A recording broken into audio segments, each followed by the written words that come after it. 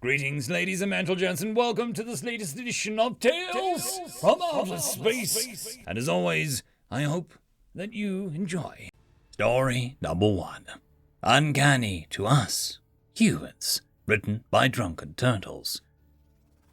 Through the ever-moving river of species, Zhao's eyes frantically searched the crowds for his Kairid companion.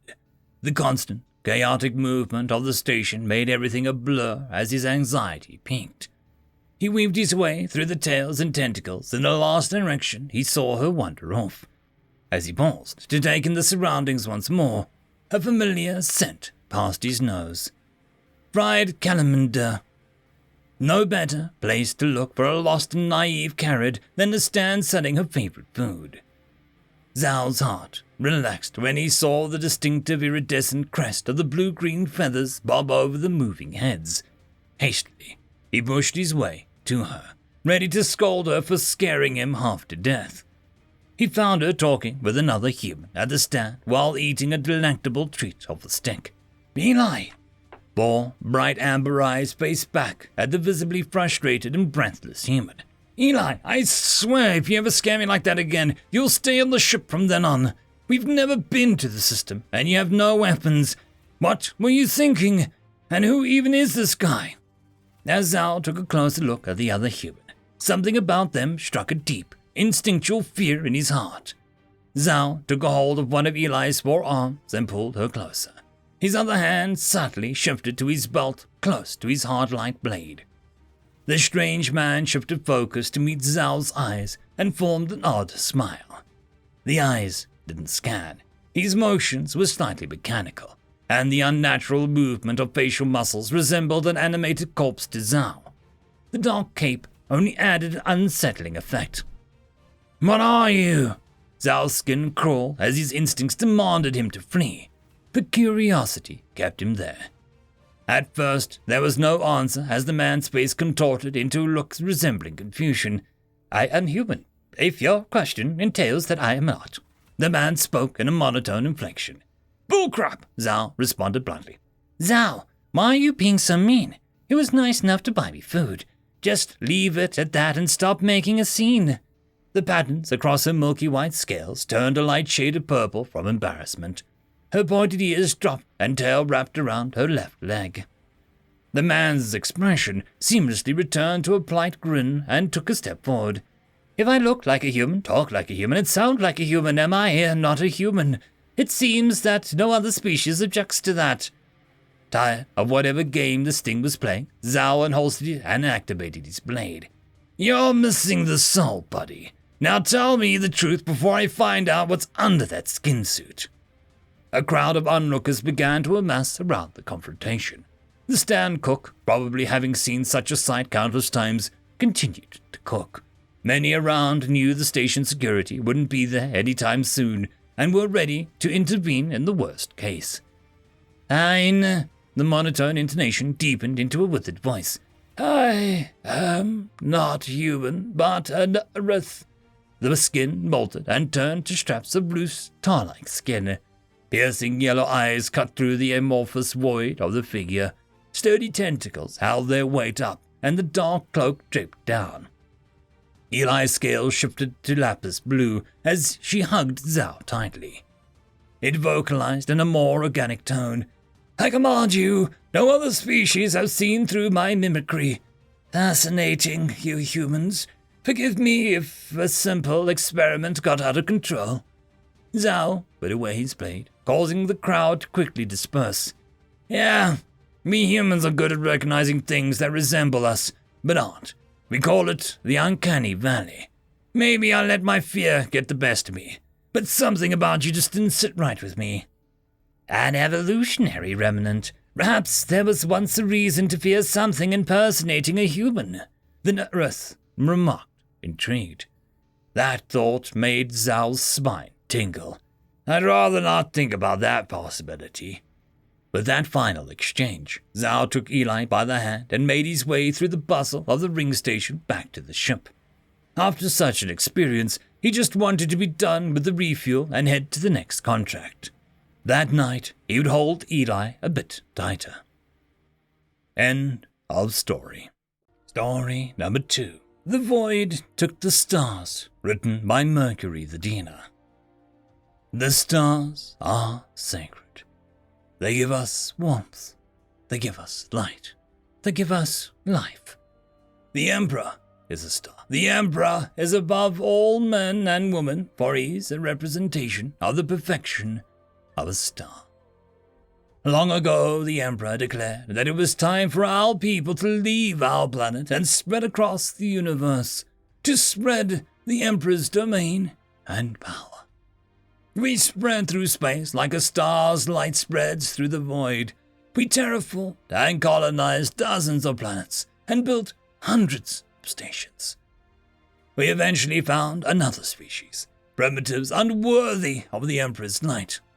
Our leader, in his infinite grace, decided that such brutes should work as our laborers, and some tried to resist his divine command and were executed for their treachery. We kept expanding. More primitives were enlightened by hard labor. More worlds and systems were conquered. More heretics were exterminated. Until we found something strange. A star was flickering. We went towards the star in order to know what could possibly be happening to such a holy creation for it to be flickering.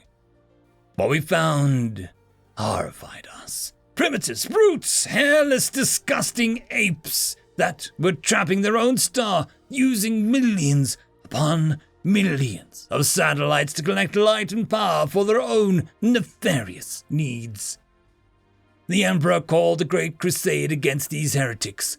We invaded their system by the billions and burned everything in our wake. They put up a good fight using technology which was completely new to us. Some wanted to study such foul knowledge, but even the most curious of scientists became silent once the Inquisition speaks.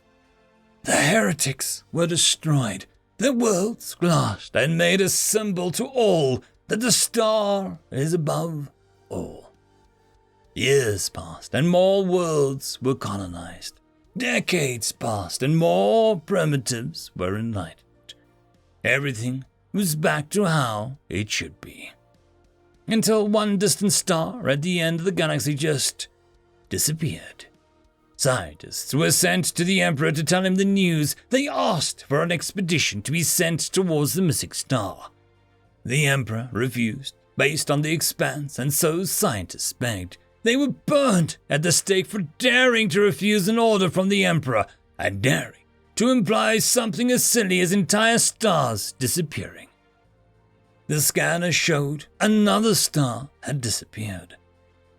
The Emperor ordered that all scanners aimed towards that region be destroyed, for they were clearly broken.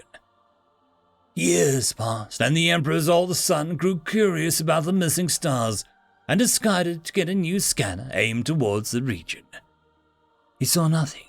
He checked and rechecked the scanner, but it wasn't broken. There just was nothing but void. The son told his father of what he saw, and the Emperor finally decided to investigate. The void was studied, and a pattern behind the disappearance of stars was created. A research team was sent towards the star that would be gone next. They waited and watched. After less than a day, a truly gigantic ship was seen on the system, bigger than a gas giant. It was an unnatural and asymmetrical shape, like a sea wave constantly breaking against the void. Its color was just as wrong as its shape. Not blue or red or any other color. It seemed to be made of sheer nothingness, like its reflection was bent light of a black hole. It moved silently through the void and slowly approached the system star. It shifted its sickening form and revealed a single colossal spike protruding hundreds of kilometers out of the mass. The spike grew brighter until it started to flood the void around it with light. It fired. A massive beam of energy mixed with gigantic black pellets was launched towards the star. Massive amounts of plasma shifted and bent under the will of the weapon, and soon the star's insides were visible from the surface. The black pellets entered the fresh wound, and as soon as they did, the cut was resealed. The scientists watched in awe and terror as the star shook and shifted like a balloon filled with too much liquid. It exploded, and from its insides came out billions of smaller ships, but that didn't worry them. What worried them was that amongst the billions of ships, there were two that looked identical to the first one. Fleets were prepared. Slaves were put to work even harder. Admirals and generals made plans. The Emperor declared another great crusade against the enemy, who he simply called the Void.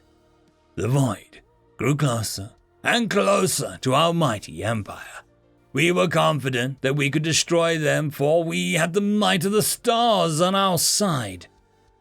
When the first of the Void ships entered our territory, we gave all our power at defeating it. We would not let it take our beloved stars. It defeated us. Our weapons did nothing to it. It simply absorbed lasers, and any missiles that got close enough just deactivated. Not even momentum could keep them going. Everything that we threw at it just stopped dead in its tracks. They cracked the star. The smaller ships went into jump space and never came back. The big ones kept going and destroying us. All attempts at communication failed, and even pleads of surrender by the treacherous heretics was simply ignored. After years of its unstoppable march, it finally reached our home system. Instead of simply moving towards the star like it always did, the ship moved towards our home planet. All screens on the planet turned to life at once and showed an image, the image of a mostly forgotten species. The first species we ever truly exterminated, the hairless apes. The screens went black and white text appeared. "You took our home! We took your stars!" It left. The home world tried to talk to the rest of the empire, but nothing ever got out. Soon, the people of the capital starved as the shipments of slaves and food stopped coming. The Star Emperor died alone in his great palace, surrounded by nothing but a starless sky.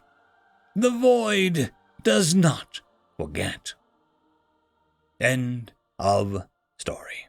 Just a quick shout out to the T5 peeps. Bob the Dragon, Cat Crab Lobster, Data Magnet, Dark Machine, Bezic, Try Again 95, Pudic Yol, Astrea the Dreamer, Caspar Arnholtz, Cam Maxwell, Athelia, Meridian 117, and Jordan Bucksmorm. Thank you very much. And that, my friends, concludes this video. I hope that you enjoyed. There are links down below, both to support this channel and for the author of this fiction. Anyways, I hope you all have a fantastic one, and I'll see you next time. Cheers.